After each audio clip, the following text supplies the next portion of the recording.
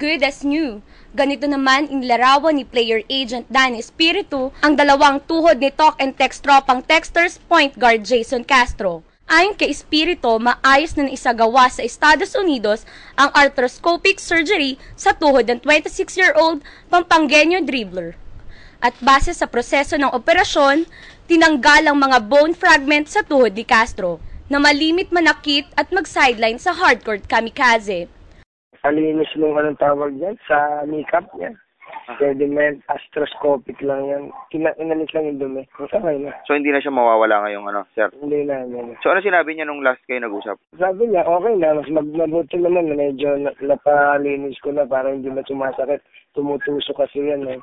Kaya hindi nga siya sumama sa gilas. Ano yan yung sediment, yung mga tumutubo pagka tumutusok sa laman yun. Kaya masakit, dapat alisin. Linis lang yun, linis. Buhat ng magbalik ensayo ang texters noong huling linggo ng Agosto ay kasama na ng team si Castro. Sa katunayan, present si Castro sa lahat ng tune-up games ng talk and text. Bagay na magandang senyales, lalo pat siya ang sentro ng opensa ng koponan.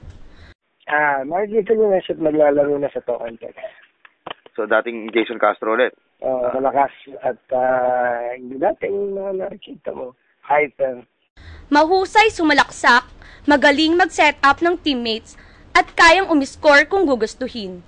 Yan ang ilan lamang sa katangiang hinahanap ng texters kay Castro sa tuwing siya ay magsa-sideline. Pero ngayon, at tila maayos na ang lagay ng kanyang tuhod, asahan na ang muling pag-angkas ng TNT Nation sa balikat ni Castro. Si Castro ay nakapagrehistro ng kabuoang 822 points, 281 assists, 220 rebounds at 51 steals sa 37th season ng PBA. Para sa PTV Sports, Ika Montes, Telebisyon ng Bayan.